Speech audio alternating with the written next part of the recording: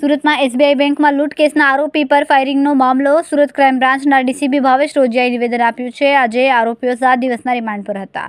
આરોપીને સાથે રાખીને ઘટનાનું રિકન્સ્ટ્રક્શન કરવામાં આવ્યું. જે જગ્યાએ વેપન છુપાવ્યું હતું ત્યાં લઈ જવામાં આવ્યો હતો, જ્યાં વેપન કાઢીને પોલીસ પર ફાયરિંગ કર્યો હતો, જ્યાં ક્રાઇમ બ્રાન્ચના એસીપી કિરણ મોદી દ્વારા જવાબી કાર્યવાહી કરવામાં આવી. ક્રીમના કન્યાસી ગામમાં પોલીસ પર ફાયરિંગ કરવામાં આવ્યું હતું. અહીં આરોપીઓએ બાઇક અને વેપન છુપાવ્યું હતું, જેથી ખેતરાડી વિસ્તારમાંથી વેપન કબજે કરાયું. જે વેપનથી આરોપીએ ફાયરિંગ કર્યું હતું.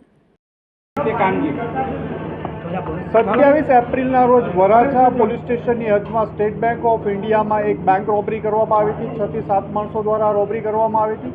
સુરત ક્રાઇમ બ્રાન્ચ દ્વારા આ ગુનાના કામે ઉત્તર પ્રદેશના અયોધ્યાથી એક કિસમ શુભમ ઠાકુર અને એની સાથે અન્ય એકની ધરપકડ કરવામાં આવી હતી. આજે એક 7 દિવસના રિમાન્ડ ઉપર હતો. રિમાન્ડ દરમિયાન ક્રાઇમ બ્રાન્ચની ટીમ અને વરાછા પોલીસ સ્ટેશનની ટીમ દ્વારા એને સુરત ગ્રામ્યના કન્યાસી ગામે, જ્યાં એમણે બિનવારસી મોટરસાઇકલ મૂકી દીધા હતા અને પોતાનું વેપન છુપાયું હતું અને મોબાઈલને આ વસ્તુ ફેંકીને ગયા હતા, એ જગ્યા બતાવવા માટે પોલીસ સાથે ગયેલો હતો.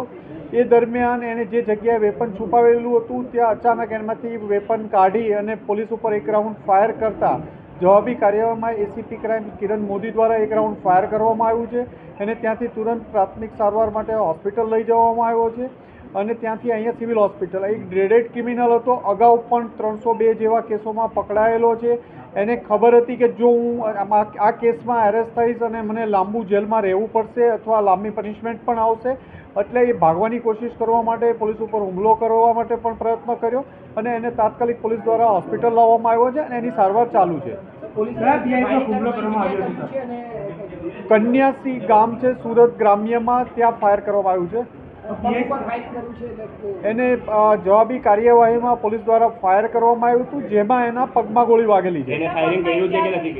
એના દ્વારા એક રાઉન્ડ પોલીસ પર ફાયરિંગ કરવામાં આવ્યું. પોલીસ ઉપર ફાયરિંગ કરવામાં આવ્યું છે એક રાઉન્ડ. હજી હોસ્પિટલ પહોંચ્યા છીએ, એની પેશન્ટની પરિસ્થિતિ જોઈ અને આગળ બ્રીફ કરશું આપને. કેમેરામેન સેનિલ વિરાણી સાથે વિશાલ છેટા, માનવ પ્રભા ન્યૂઝ સુરત. અમારા વિડીયોની નવી અપડેટ મેળવવા માટે સબસ્ક્રાઇબ કરો માનવ પ્રભા ન્યૂઝ ચેનલને. બેલ આઇકન ક્લિક કરો લેટેસ્ટ વિડીયો સૌથી પહેલા મેળવવા માટે.